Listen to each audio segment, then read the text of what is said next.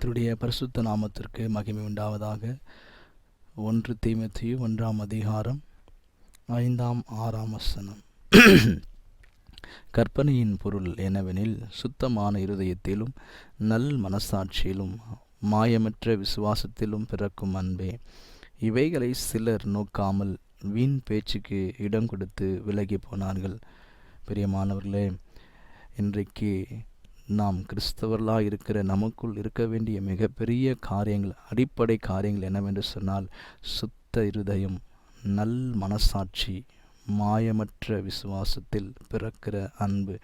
இப்படிப்பட்ட காரியங்கள் இன்றைக்கு கிறிஸ்துவ வட்டாரத்தில் கிறிஸ்தவர்கள் என்று சொல்லிக் கொள்கிற நமக்குள்ளே காணப்படாமல் போகிறது நிமித்தம் நம்முடைய வாழ்க்கை சீரடைந்து கொண்டிருக்கிறது.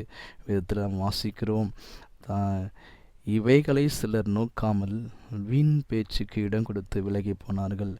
நாம் நோக்க வேண்டிய இவைகளை, நாம் கவனிக்க வேண்டிய இந்த காரியங்களை விட்டுவிட்டு வீணான பேச்சுக்கு இடம் கொடுத்து நாம் விலகி போகிறோம் என்று சொல்லி அப்போஸ்தலனாகிய பவுல் அங்கே தீமோத்தேயுவுக்கு சொல்லியிருக்கிறதை நாம் பார்க்கிறோம். இன்றைக்கும் நாம் நம்மை ஒப்பு கொடுப்போம். ஆண்டவரே, சுத்த இருதயத்தை எங்களுக்கு தாங்க, நல் மனசாட்சி எங்களுக்கு தாங்க, மாயமற்ற விசுவாசத்தை எங்களுக்கு தாங்க, நாங்கள் அன்புள்ளவர்களாக இருக்க எங்களுக்கு கிருபை பாராட்டுங்க என்று சொல்லி ஒரு சில நிமிடங்கள் நாம் ஜெபிக்கலாம். அன்பின் பரலோக பிதாவே, ஆண்டவரே, நாங்கள் வீண் பேச்சுக்கு இடம் கொடுத்து விலகி போகிறவர்களாக அல்ல.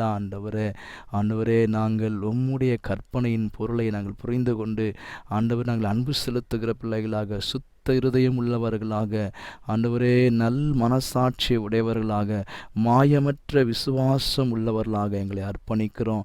கர்த்தர் எங்களை அப்படியா இந்த நாளில் ஆசீர்வதிக்க வேண்டும் என்று சொல்லி கேட்கிறோம். இயேசுவே, உம்மது கரத்தை எங்கள் மேலே வைத்து இந்த நாளில் எங்களுக்கு சுத்த இருதயத்தை தாரும். ஆண்டவரே, நல் மனசாட்சி எங்களுக்கு தாங்க, மாயமற்ற விசுவாசத்தை எங்களுக்கு தாங்க.